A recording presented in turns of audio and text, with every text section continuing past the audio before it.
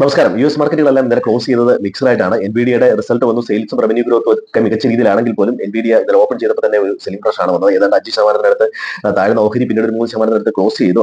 മറ്റുള്ള semiconductor stock, A stock, I T സ്റ്റോക്കുകളിലെല്ലാം ഈ ഇത്തരത്തിലൊരു പ്രോഫിറ്റ് ബുക്കിംഗ് വന്നിരുന്നു.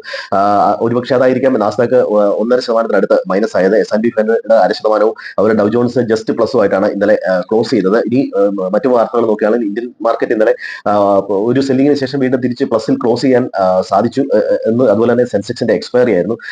ഇന്ത്യൻ എക്കോണമി ഏതാണ്ട് 2027 7.2% വളരുമെന്നാണ് ഏണസ്റ്റ് ആൻഡ് യങ് പറയുന്നത്. അവരതിന് കാരണം കണ്ടെത്തുന്നത് പുതിയ രാജ്യങ്ങളുമായുള്ള വ്യാപാര കരാറ്, നയമാറ്റം, അതുപോലെ ഗാർഹിക വരുമാനം വർദ്ധിക്കുന്നത്, സ്വകാര്യ ഉപഭോഗം വർദ്ധിക്കുന്നതൊക്കെയാണ് അതിനുള്ള പ്രധാനപ്പെട്ട കാരണങ്ങളായിട്ട് കണ്ടെത്തുന്നത്. ഇനി US ഇറാൻ മീറ്റിംഗിനെ സംബന്ധിച്ച് സിഗ്നിഫിക്കന്റ് പ്രോഗ്രസ് എന്ന തരത്തിലുള്ള റിപ്പോർട്ടാണ് വരുന്നത്. എങ്കിൽ പോലും ഇറാനെതിരെ പുതിയ ഉപരോധങ്ങളൊക്കെ അമേരിക്ക ഏർപ്പെടുത്തിയിട്ടുണ്ട്. മിസൈൽ വികസനം, അതുപോലെ ഡ്രോൺ നിർമ്മാണം, എണ്ണ വിൽപ്പനയൊക്കെ നടത്തുന്ന കമ്പനികൾക്കൊക്കെ വേണ്ടിയിട്ട് അവർ വീണ്ടും ഒരു സമ്മർദ്ദ തന്ത്രം എന്ന രീതിയിൽ ഉപരോധം ഏർപ്പെടുത്തിയിട്ടുണ്ട്.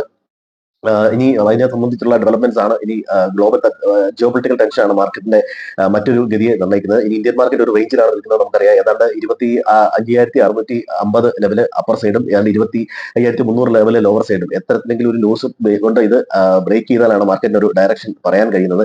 ഇനി ഇന്ന് ഇന്ത്യയുടെ GDP ഡേറ്റ വരുന്നുണ്ട്. പുതിയ രീതിയിലാണ് GDP കണക്കാക്കുന്നത്. 2022 2023 ബേസ് ഇയർ ആയിട്ട് വരുന്നത്.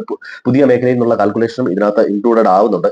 അതുപോലെ തന്നെ MSCI ഇൻഡെക്സിന്റെ ഒരു റീബാലൻസിംഗ് ആണ് ഇന്നുള്ളത്. ആദിത്യ ബിർള ക്യാപിറ്റൽ, L&T ഫിനാൻസും ആഡ് ചെയ്യുന്നു. IRCTC പുറത്തു പോകുന്നു. അതുപോലെ തന്നെ AU സ്മോൾ ഫിനാൻസ് ബാങ്കിന്റെ വെയിറ്റേജ് കൂട്ടുന്നു. CLSA SBIയുടെ റേറ്റിംഗ് നിലനിർത്തിയിട്ടുണ്ട്. അത് PSU ബാങ്ക്സിനെ സംബന്ധിച്ചിടത്തോളം ഒരു പോസിറ്റീവ് ആയിട്ടുള്ള കാര്യമാണ്. ഇന്ത്യൻ മാർക്കറ്റിൽ ഓപ്ഷന്റെ വോളിയം കുറയുന്നു, അതായത് പലതരത്തിലുള്ള റെസ്ട്രിക്ഷൻ ഏർപ്പെടുത്തുന്നതുകൊണ്ട് വോളിയം കുറയുന്നു എന്ന തരത്തിലുള്ള വാർത്തകൾ വരുന്നുണ്ട്.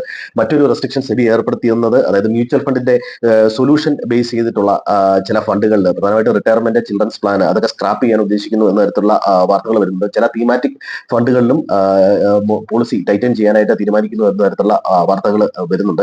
മറ്റൊന്ന്, ഈ IT സ്റ്റോക്കുകൾ ക്രാഷ് ചെയ്തത് അവരുടെ വാല്യുവേഷൻ അട്രാക്റ്റീവ് ആയി എന്ന തരത്തിൽ പല അനലിസ്റ്റുകളും റിപ്പോർട്ട് ചെയ്തിട്ടുണ്ട്. ആക്സെഞ്ചർ ഒരു മിസ്റ്റർ AI ഒരു അലയൻസ് വന്നിട്ടുണ്ട്.